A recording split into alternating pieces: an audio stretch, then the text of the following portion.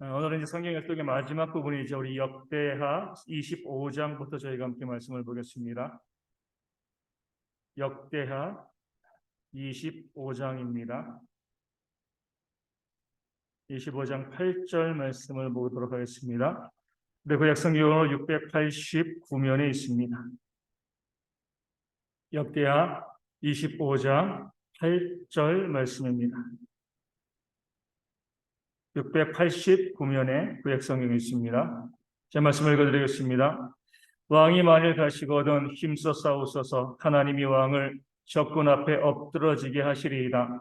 하나님은 능히 돕기도 하시고 능히 패하기도 하시나이다 하니. 아멘. 오늘 말씀의 뒷부분 우리가 너무나 잘 알고 있죠. 하나님은 능히 뭐예요? 돕기도 하게 하시고 능히 패하기도 하십니다. 모든 것이 하나님께 달려 있습니다. 이것을 우리가 믿는 믿음이 있는데 이것을 너무 지나치게 지나치다기보다 잘못 믿는 거죠. 다 하나님이 하시는 것이죠. 이렇게 하면서 뭐예요? 나는 아무것도 안 하시는 분들이 있습니다. 예를 들어가지고 이 교회 부흥을 위해서 열심히 기도하는 우리 교회 부흥했으면 좋겠습니다. 우리 교회가 정말 이 하나님의 백성들로 채워졌으면 좋겠습니다. 물론 기도해야죠. 당연히 기도해야 되는데 그리고 아무것도 하지 않는 거예요.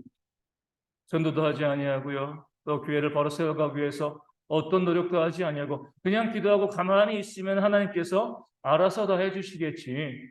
이런 마음을 가지면 하나님께서 우리 가운데 역사하지 않으십니다. 오늘 말씀에 뭐라고 나오고 있어요? 왕이 만일 가시거든 힘써 싸우소서. 이 아마샤가 이 전쟁을 하고자 하는데 이 북이스라엘의 사람들을 돈 주고 용병을 구입한 용병을 갖다가 이제 고용한 거잖아요. 고용하는데 하나님께서 선지자를 보내가지고 왜 하나님이 미워하시는 저 북이스라엘, 하나님을 온전히 섬기지 못하는 그 사람들의 도움을 받아가지고 이 전쟁 가운데 나가고자 하느냐? 그렇게 하지 마시고 힘써 싸우소서.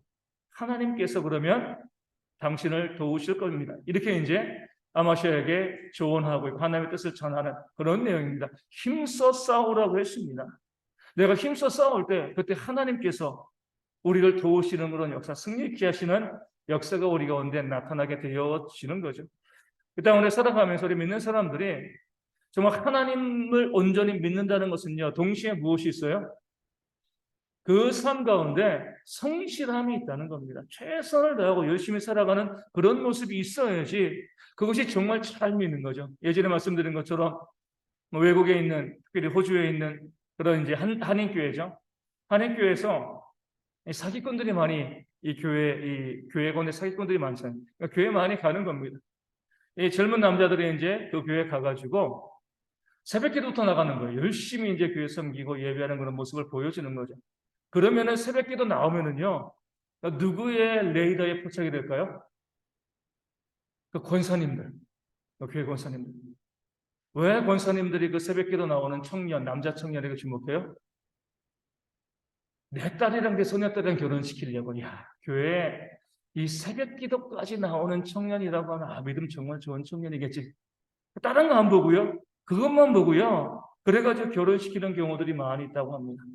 그래서 이제 실패하는 일들이 많이 발생하는 거죠.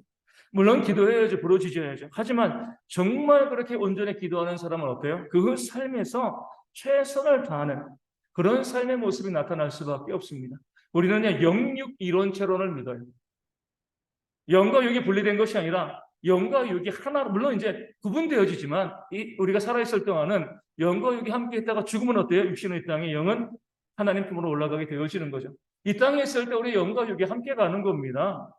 정말 신앙에 좋은 사람, 영적으로 탁월한 사람은요, 그 육신의 삶에서 거룩하고 정결하고요, 성실한 삶을 살아갈 수밖에 없습니다. 내 삶에서 최선을 다하는 거죠. 우리 아이들이 매일 교회 나서 열심히 하고요, 또 열심히 기도하고 또 주일날 잘 섬기고 그리고 6일 동안 공부 하나도 안 해요. 성적이 좋겠습니까? 그럴 리가 없는 거죠. 6일 동안 열심히 공부하고요. 그리고 주일은 또 온전히 그 하루를 하나님께 드리는 겁니다. 주일날 하루는 열심히 교회 나와서 하는데 나머지 6일 동안 열심히 하지 않는다라고 하면 그러면 그 힘쓰지 않는 자녀의 삶에 하나님께서 역사하실 리가 없습니다. 우리 어른들이 일하는 것도 마찬가지입니다. 믿는 사람인데요. 무엇이건 힘써 일하셔야 돼요. 애쓰고 노력하셔야 됩니다. 일하기 싫으면 뭐라고요? 먹지도 말라라고 말씀하셨잖아요. 뭐 일의 노예가 되어서 살아가는 것이 아니라 내가 할 수 있는 한 최선을 다해서 내가 감당해야 될 그 일을 해 나가는 겁니다. 그럴 때 또 하나님께서 그런 성도들의 삶을 보시고 하나님께서 이기게 하시고 승리케 하시는 그런 역사가 일어나게 되어지는 줄로 믿습니다. 저희 모든 성도들이요, 좀 더 부지런하게, 좀 더 성실하게, 진실하게 그 삶을 살아가는 그런 모습들이 우리 가운데 있어야 할 줄로 믿습니다. 우리 25장 9절 말씀 보겠습니다. 25장 9절, 우리 이제 그 다음 절이죠. 제 말씀 읽겠습니다. 아마시아가 하나님의 사람에게 이르되 내가 100달란트를 이스라엘 군대에게 주었으니 어찌할까?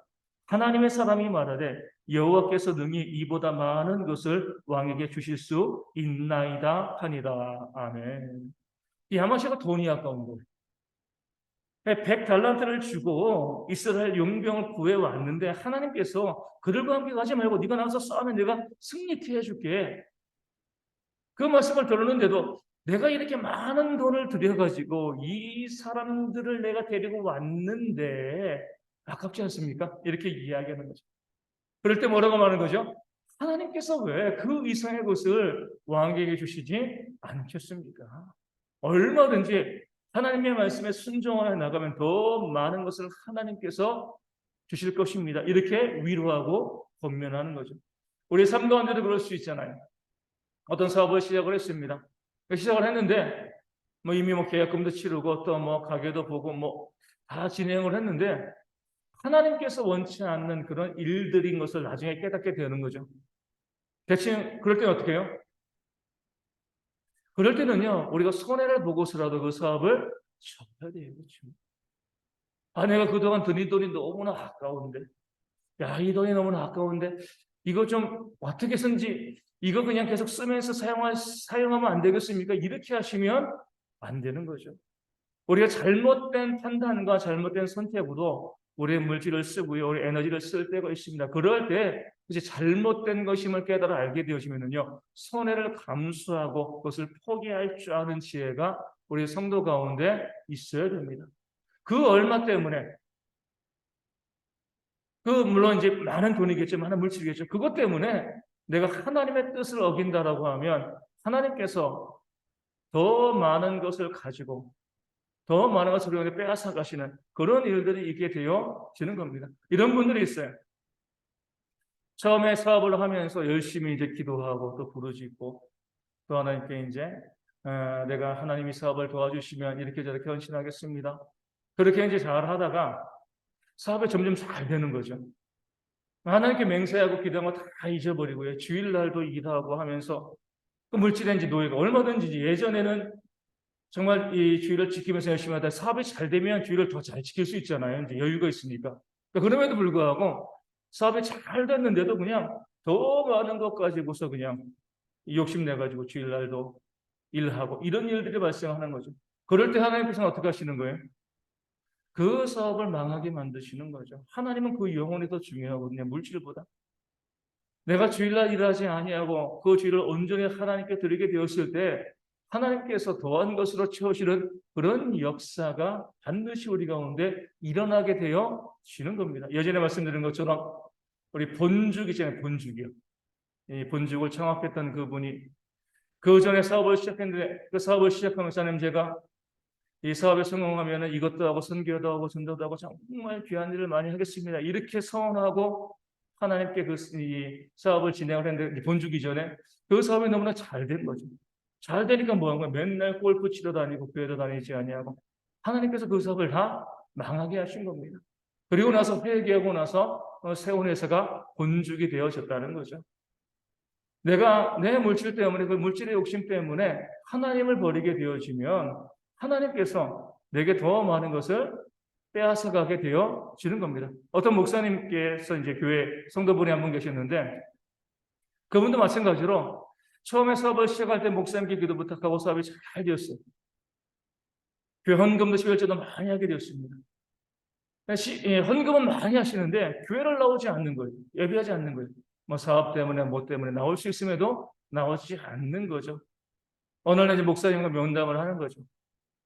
목사님 제가 뭐 너무 사업 때문에 바빠가지고 뭐 헌금도 열심히 하고 11조도 하는데 제가 교회는 좀 자주 못 나올 것 같습니다. 양해해 주십시오.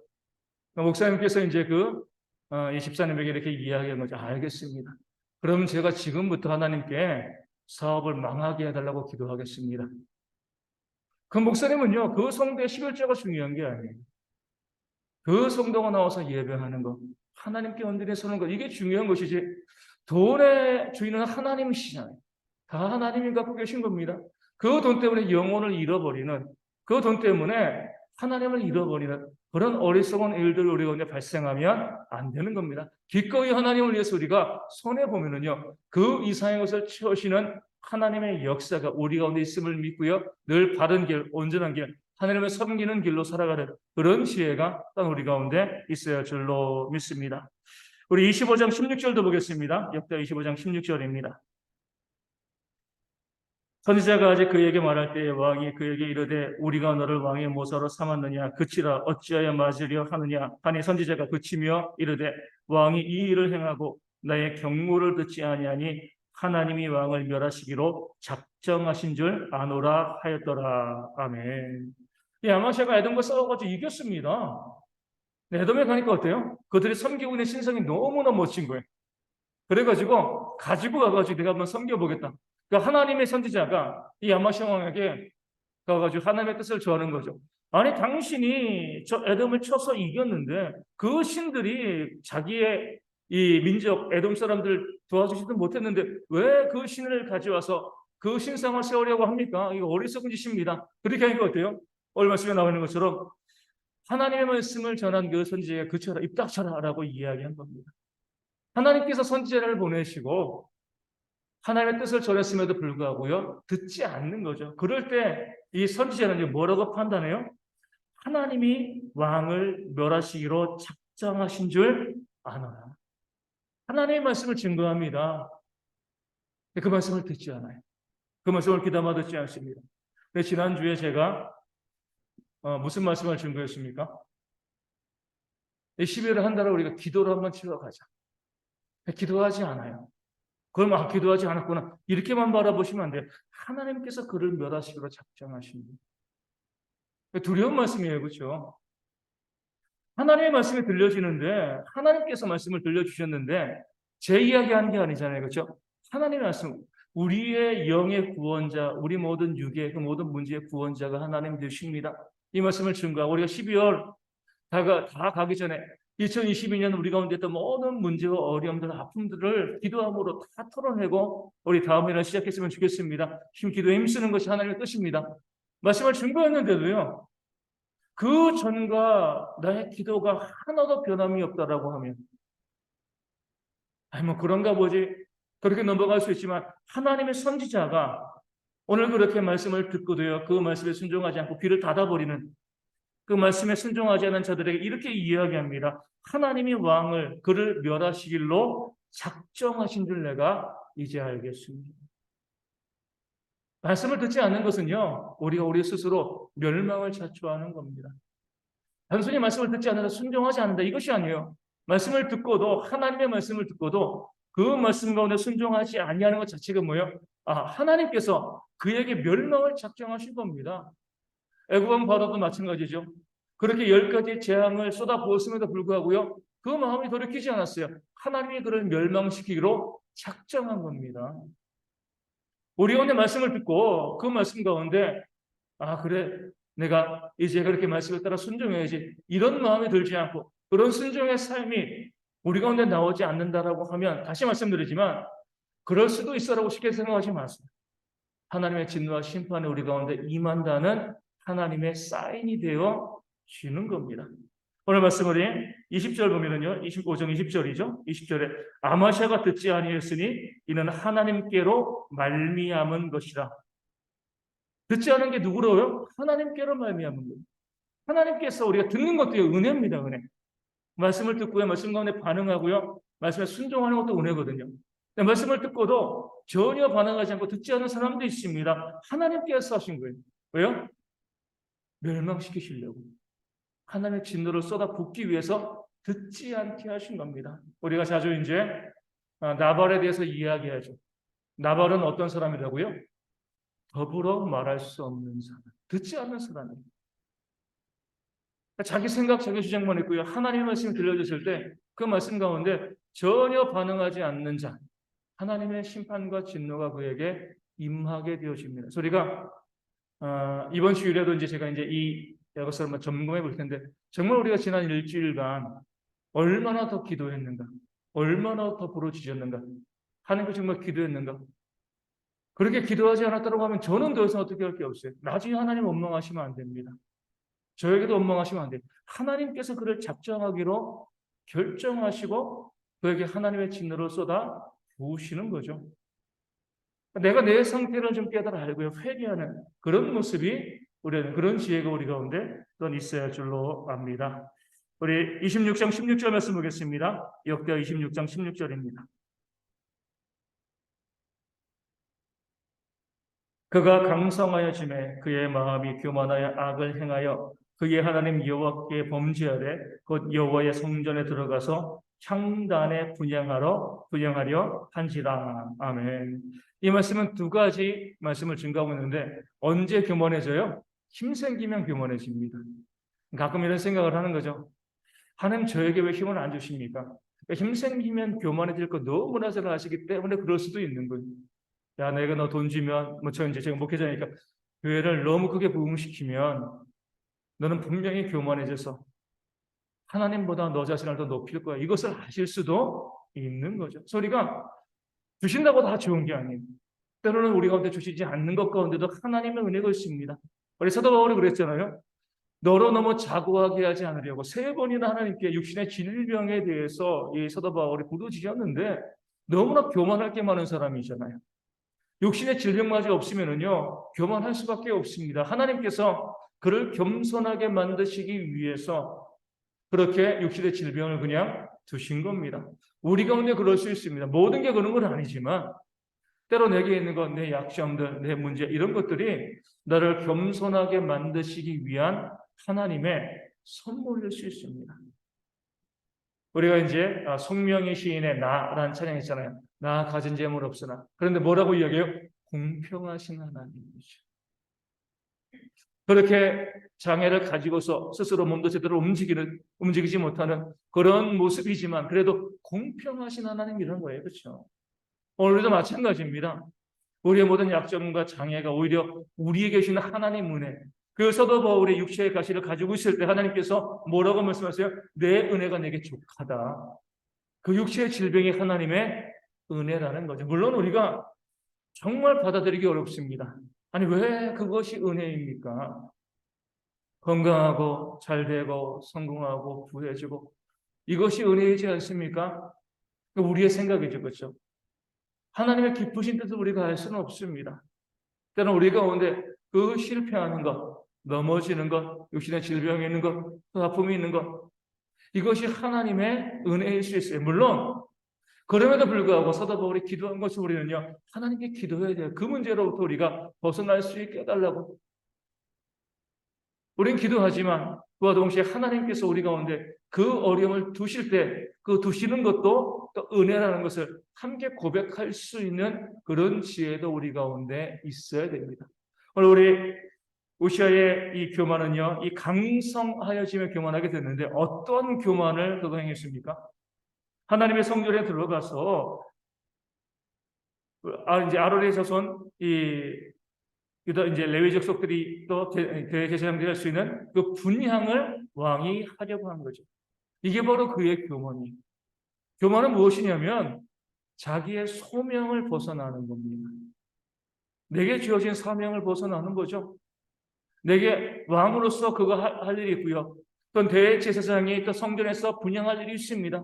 그 왕으로서의 그 일에 그쳐야 되는데 자기가 힘이 있어지니까 이것도 내가 해봐야지.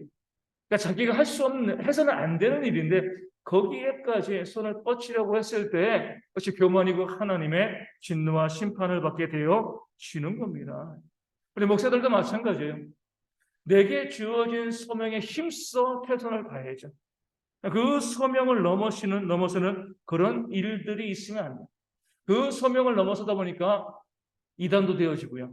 또 교회가 오염되어지는 그런 모습들도 있게 되어지는 겁니다. 가끔 보면 우리 목회자가 교회의 모든 것을 다 하려고 해요. 뭐 건축도 하고 뭐도 하고 그 소명을 넘어서는 겁니다. 자기에게 주어진 그 소명에 맞게 헌신하는 그런 모습들이 있어야죠. 우리 성도님들도 마찬가지입니다. 우리 모두에게 주어진 소명이 무엇인가 거기에 최선을 다해야 되는 거예요. 그 소명에 최선을 다하지 않는 것도 교만이 되어집니다. 광야에서 이스라엘 백성들이 출애굽기 32장에서 하나님께 범죄했을 때 하나님께서 그들의 죄를 방자함이다라고 이야기했어요. 그 소명이 있어야 되는데 그 소명에 머무르지 않고요. 모세의 권한을 탐하고요. 또 지도자의 권한을 탐하게 되었을 때 그 소명을 벗어난 것이기 때문에 교만이 되어지는 겁니다. 내게 주어진 소명이 무엇인가 이것을 깨달아 알고요. 그 소명 안에 헌신할 수 있는 그런 지혜가 있어야지 남의 소명을 탐하고요. 그 범위를 벗어나게 되었을 때 또 충성하지 않았을 때 거기에 하나님께서 심판하신다는 것을 오늘 우시한 우리 가운데 보여주고 있습니다. 우리 28장 10절 말씀 보겠습니다. 역대하 28장 10절입니다. 10절 말씀에 이제 너희가 또 유다와 예루살렘 백성들을 압제하여 노예로 삼고자 생각하는도다. 그러나 너희는 너희의 하나님 여호와께 범죄함이 없느냐. 아멘. 이스라엘이 유다 백성들을 전쟁에서 이겨서 사로잡아 왔습니다. 그럴 때에 그 사마리아에 있던 사람들이 이들에게 이 포로를 잡아온 사람들에게 외치는 거죠. 너희는 너희 하나님께 범죄함이 없느냐. 이스라엘 백성들은 그들의 잘못으로 인하여서 심판받습니다. 심판받았어요. 하지만 하나님의 징계를 거기서 멈춰야지 그들을 잡아온 것까지는 너무했다는 거, 잘못되는 거죠. 너희는 범죄함이 없느냐. 너희는 왜 완벽하다고 생각하느냐. 너희 자신에게 문제가 없다고 생각하느냐. 너희 눈에 들보가 있지 아니하냐. 항상 우리가 바라봐야 될 관점은 이것이죠. 다른 사람을 정죄하고 비난하고 이런 데 익숙할 때가 많이 있는데 성경은 우리 가운데 묻습니다. 너희는 범죄함이 없느냐? 너희는 죄악됨이 없느냐? 너희는 잘못된 것이 없느냐? 정치권을 보면 어때요? 내 편은 아무 잘못이 없어요. 그렇죠? 그 상대편은 다 잘못된 거예요. 이럴 수 있나요? 그럴 수 없습니다. 사람이기 때문에 모든 사람에게는요. 장점과 단점이 다 따로 있어요. 여당도 잘하는 것이 있고 못하는 것이 있고요. 야당도 잘하는 것이 있고 못하는 것이 있어요. 그런데 서로는 어때요? 다 자기는 다 잘한다. 그 상대편은 무조건 잘못했다. 이렇게 이야기하는 거죠. 이 자체가 비성경적인 모습이 되어지는 겁니다. 다른 사람의 눈에 티가 있는 건 분명해요. 그렇죠? 잘못된 것, 그 티가 있습니다. 하지만 내 눈에도요, 들보가 있을 수가 있는 거죠. 우리 지난주에 말씀드린 것처럼 정말 이 땅 가운데 음란한 것들, 동성애 그런 죄들이 정말 만연합니다. 그런 죄에 대해서 우리가 그것이 죄다라고 분명히 이야기하고 잘못된 것이다라고 분명하게 선포하는 그런 지혜가 있어야 돼요. 그러면서도 우리가 항상 나는 어떠한가 나도 살펴봐야 되는 거죠. 나는 정말 하나님께서 온전한가? 이것 때문에 그 죄를 덮어도 되는 건 아니에요. 그 잘못된 것은 우리가 이해하게 되지만 나는 정말 온전한가? 그렇지 아니한가?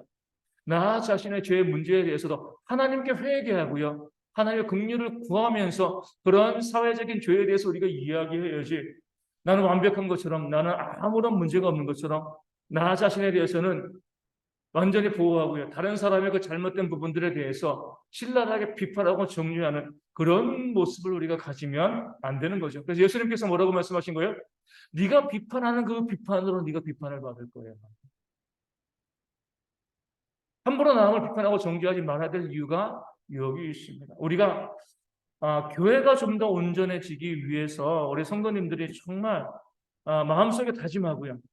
또 우리가 조심해야 될 부분들이 그거죠. 다른 사람의 단점과 약점과 부족함에 대해서 함부로 정죄하지 않는 그 사람에 대해서요. 함부로 평가하지 말아야 돼요. 이 사람은 이럴 거야. 저 사람은 저럴 거야. 우리 교회에서 그러고요. 사회적으로 보면 누군 이럴 거야. 누군 저럴 거야. 함부로 우리가 이야기하고 정죄하는 모습을 우리가 좀 그쳐야 되는 거죠. 할 말씀은 뭐예요? 너그럽게 용납하고 받아주고 그 사람의 장점을 바라볼 수 있는 지혜가 우리 가운데 있어야 됩니다. 이 땅 가운데 남을 판단할 수 있는 사람은 아무도 없어요. 왜요? 아무도 완벽하지 못합니다. 완벽한 사람만이 다른 사람을 판단할 수 있습니다. 비판하고 정죄할 수 있어요.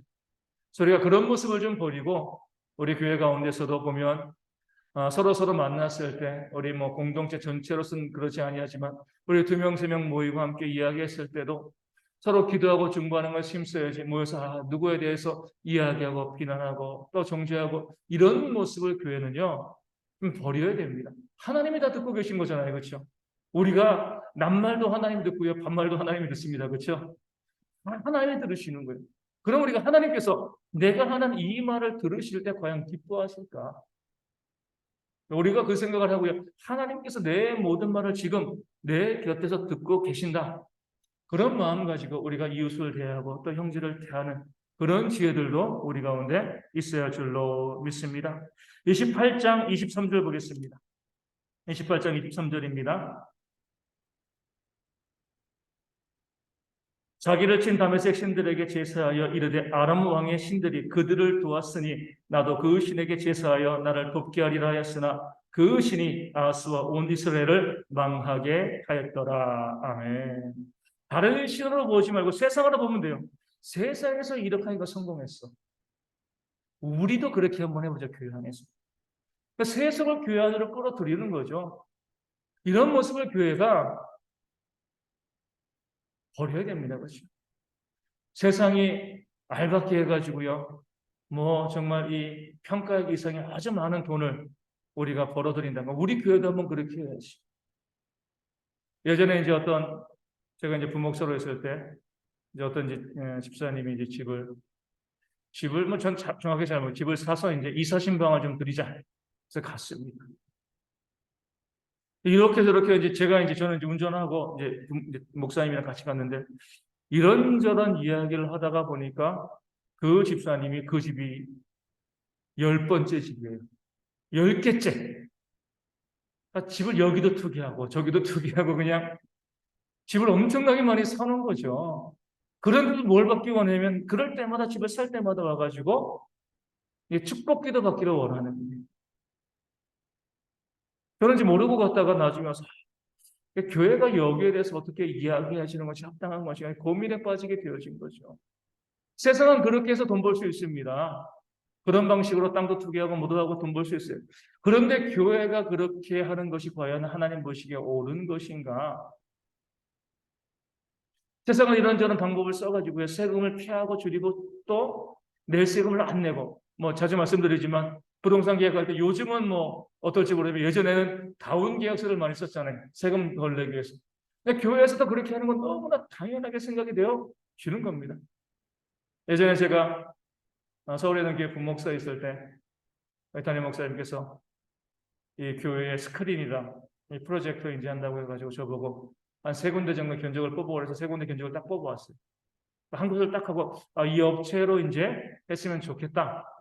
그렇게 해가지고 담임 목사님이 이제 딱 결정하니까 담임 목사님이 이렇게 이야기하는 거죠. 이 업체로 해서 다시 전화해가지고 이제 제시된 가격이 공사 가격이 있으니까 내고를 좀 했으면 좋겠다. 그때 제가 좀 너무 순진했는지 모르지만 근데 목사님께 말씀드리는 거죠. 아니 목사님 왜 교회에서 내고를 해야 됩니까? 왜 교회에서 값을 그렇게 또 깎고 이 협상을 해야 되는 거죠? 분명히 처음부터 우리 내고 없이 이렇게 한다라고 이야기하고 이제 가격을 가져온 건데 세상은 그렇게 해도 교회는 그렇게 하면 안 되지 않습니까? 만약에 내고를 원하시면 저는 못하겠습니다. 어떻게 보면 부목사가 이제 담임 목사한테 월권을 행하는 것일 수도 있지만 세상이 그렇게 한다고 해가지고 교회가 똑같이 가는 것이 과연 옳은가? 그렇지 않습니다. 교회가 손해본다 할지라도 교회는요, 교회의 원리 방식이 있는 거죠. 이렇게 하니까 교회가 돈을 덜 냈어. 이렇게 하니까 교회가 돈을 더 많이 벌었어. 그러니까 세상에서 이런저런 많은 방식을 가지고서 이렇게 부자가 되어지고 돈이 되어지는 모습을 보여주면 교회가 그것을 그대로 따라하는 경향들이 참 많이 있습니다. 오늘 말씀이 뭐라고 결론 나왔어요? 그 신이 아하스와 온 이스라엘을 망하게 하였다. 세상의 방식을 따라해가지고 조금 성공 얻을 수 있습니다. 하지만 온 교회가 망할 수밖에 없는 거죠. 그러니까 세상이 어떻게 하고 뭐 세상에 이런저런 마케팅 써가지고 뭐 요즘은 똑같잖아요. 뭐 교회가 뭐 이런저런 경품 해가지고 경품 걸어 사람들 끌어모으고 또 교회도 똑같은 문구를 쓰잖아요. 성경에 나와 있는 방식이 아니라 세상이 이렇게 하니까 뭐 마케팅도 되어지고 또 매출도 늘어나고 뭐 사람들도 많이 모이고 그 세상의 방법을 가지고서 자꾸 교회 가운데 가지고 들어옵니다. 그러면서 효과가 있다라고 이야기하지만 결국에는요 다 망하게 되어지는 겁니다. 교회는 교회 방식이 있습니다. 하나님의 방식이죠. 그대로 순종하고 나가는 것이 하나님께서 원하시는 그런 교회의 모습이 되어지고 우리 성도님들도 믿는 백성이라고 하면 세상에 이렇게 하니까 성공했다더라. 이렇게 하니까 돈 벌었다더라. 여기 우리가 현혹되지 말고요. 우리가 하나님의 말씀을 하나님의 백성답게 성실하게 정직하게 일하면서 그것을 가지고서 또 일을 해나가고 또 물질을 취해가는 그런 지혜들이 우리 가운데 있어야 할 줄로 믿습니다. 돈이 좀 여유 있게 많이 생기면은요. 우리 집 사지 마시고 집이 있는데 없는 데 사는 건 괜찮지만 집이 있는데 또 사지 마시고 선한 일을 위해서 기부도 하시고요. 나누시고 그런 삶을 살아가는 그런 지혜들이 우리 가운데 있어야 됩니다. 이게 믿는 자들의 모습이 되어지는 겁니다. 우리 32장 1절 말씀 보겠습니다. 욥기야 32장 1절 말씀. 이 모든 충성된 일을 한 후에 아수르 왕 산헤립이 유다에 들어와서 견고한 성읍들을 향하여 질을 치고 쳐서 점령하고자 한지라. 아멘. 히스기야가 유월절도 지키고요. 정말 교회를 잘 세워봤습니다. 이 모든 충성된 일을 다 했어요. 우리 뭐라고 생각해요? 하나님께 충성했으니까 복 주시겠지. 말씀에 뭐라고 나왔어요? 이 모든 충성된 일을 다 했는데 아수르 왕이 침공한 겁니다. 이게 우리의 신앙의 삶일 수 있는 거죠. 그렇죠? 이걸 이상하게 생각하시면 안 돼요. 내 삶에 있는 문제와 어려움이 우리의 죄의 결과일 수도 있지만 우리의 헌신의 결과일 수도 있습니다. 우리 충성의 결과일 수도 있어요. 하나님께서 헌신하는 자에게 충성한 자에게도 그 삶에도 어려움과 문제를 주시며 사단의 집요한 공격일 수도 있는 거죠. 이런 일이 있을 때 많은 사람들, 또 보는 사람들이 낙담해요. 야, 저렇게 하나님을 잘 섬겼는데, 그렇게 신앙이 좋았는데 왜 그 삶에 저런 어려움과 역시의 질병과 그 아픔이 생겨나지? 하지만 그럴 수 있죠. 이 땅을 살아가면서 사단의 공격일 수도 있고요. 또 하나님께서 그런 고난을 통해서 더 큰 선물을 주시려는 하나님의 계획도 있습니다. 그렇기 때문에 우리가 내가 잘 섬겼으니까, 충성했으니까 무조건 좋은 일이 벌어질 거야. 너무 낙관적으로 기대하시면 안 되죠. 우리가 믿음 가운데 더욱더 헌신할 때 더 사단이 강력하게 우리를 공격하는 그런 모습도 있다는 것을 기억하시고요. 비록 어려움과 문제가 있다 할지라도 더욱더 기도함으로 이겨나가는 그런 모습, 우리 잘 헌신하고 충성했을 때 어려움이 왔을 때 우리가 당황하시면 안 돼요. 왜 이런 일이 발생할 수 있습니다. 이런 일이 없어야 된다고 생각하지 마시고요. 그런 어려움과 문제가 있을 수 있다고 생각하시고 기도함으로 나아가시면 하나님께서 회복하시는 그런 역사를 또한 경험하게 되어질 줄로 믿습니다. 32장 25절 말씀 보겠습니다. 32장 25절 말씀. 히스기야가 마음이 교만하여 그 바른 은혜를 보답하지 아니하므로 진노가 그와 유다와 예루살렘에 내리게 되었더니. 아멘. 은혜를 받고도 보답하지 않는 게 죄가 된다는 거예요. 하나님께서 내게 주신 은혜가 있다라고 하면 그 은혜에 대해서 하나님께 감사하고 또 기도하는 그런 마음들이 우리 가운데 있어야죠. 은혜를 주시면 은혜를 알아야죠. 그렇지? 우리 자녀들도 그러잖아요. 내가 정말 그렇게 나와서 힘있게 키웠으니까 당연히 그 부모의 은혜를 우리가 자녀들이 깨달아 알아야죠. 그렇죠? 내가 부모라서 그렇게 이야기하는 것이 아니라 당연한 겁니다. 자녀들은 부모의 은혜를 정말 알아야 되는 것이요. 근데 그 은혜를 알지 못할 때 그 자녀들의 삶이 복되지 않은 것처럼 우리도 하나님께서 내게 주신 은혜가 무엇인가를 분별하고 깨달아 아는 지혜가 있어야 됩니다. 그리고 그 은혜에 대해서 뭐예요? 감사할 줄 아는 그런 마음들이 우리 가운데 있어야죠. 하나님께서 주신 거잖아요. 하나님께서 선물해 주신 겁니다. 은혜 주신 거죠. 그럼 거기에 대해서 우리가 하나님께 감사의 마음을 갖는 그런 모습이 우리 가운데 있어야 되는 거죠. 저도 이제 우리 정준이에게 집중적으로 이제 또 교육시키고 또 훈련시키는 거죠. 남에게 무슨 선물을 받았을 때 반드시 감사의 인사를 해라.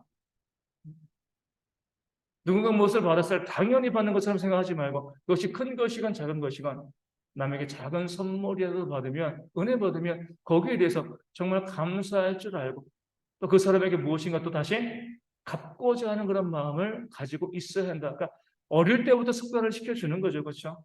그럴 때 그 자녀들이 은혜를 아는 자가 되어지고, 은혜를 아는 자가 되어지면 하나님의 복이 임하게 되어 있습니다. 그래서 모든 성도들이 은혜를 알고 그 은혜 가운데 보답할 수 있는 그런 지혜가 우리 가운데 있어야 할 줄로 믿고요. 32장 29절입니다. 양떼와 많은 소떼를 위하여 성읍들을 세웠으니 이는 하나님이 그에게 재산을 심히 많이 주셨음이며. 아멘. 재산은 누가 얻은 거예요? 히스기야가 자기 힘으로 많이 얻어낸 것이 아니라 하나님이 주셨다는 거죠. 따라올 성경 구절에 보면은 이렇게 나와 있어서 재물 얻을 능을 주셨다고 그랬어요. 많은 사람들이 내가 재물을 얻게 되었을 때 이거 내 것이라고 생각하면 도둑놈입니다. 그렇죠? 하나님이 주신 거거든요. 그렇죠? 재물 얻은 능도 하나님이 주신 것이고요. 그 재산을 직접적으로 주신 분도 하나님이신 거죠. 내 것이 아니라 하나님의 것. 나는 청지기인 거죠. 그렇기 때문에 주인이 원하는 대로 그 물질을 잘 나누는 것이 하나님께서 우리에게 원하시는 모습이 되어지는 거예요. 내 손에 있는 것이 내 것이 아니야. 아무것도 내 것은 없습니다. 내 생명도 내 것이 아니죠. 내 것이라고 하면 어떻게 돼요? 내 마음대로 할 수 있어야 돼요. 내가 죽지 않을 수 있어야 됩니다. 그럴 수 있나요? 내 것이 아니니까 내 마음대로 하지 못하는 거예요. 물질도 그러고 시간도 그러고 내 마음대로 할 수 없어요. 다 주인이 따로 있다는 거죠. 왜 나에게 이 건강을 주셨는가? 왜 나에게 이런 재능을 주셨는가? 왜 나에게 이런 물질을 주셨는가? 그 주인의 뜻이 무엇인가 우리가 헤아려 알고요. 그 주인께서 원하시는 대로 그 시간과 물질과 또 건강과 재능을 쓸 줄 아는 그런 지혜가 있을 때 하나님께서 더 많은 것으로 채우시고 더 선한 일에 힘쓸 수 있도록 우리를 이끌어 가 주실 줄로 믿습니다. 우리 35장 22절 말씀 보겠습니다. 35장 22절.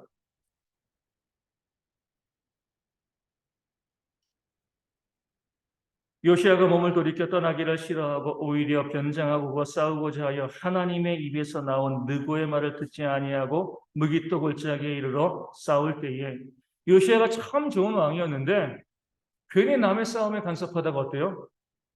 애국과 싸우다가 이 죽임을 당하게 되십니다. 그럴 때 성경에 분명히 느고가 뭐라고 이야기해요?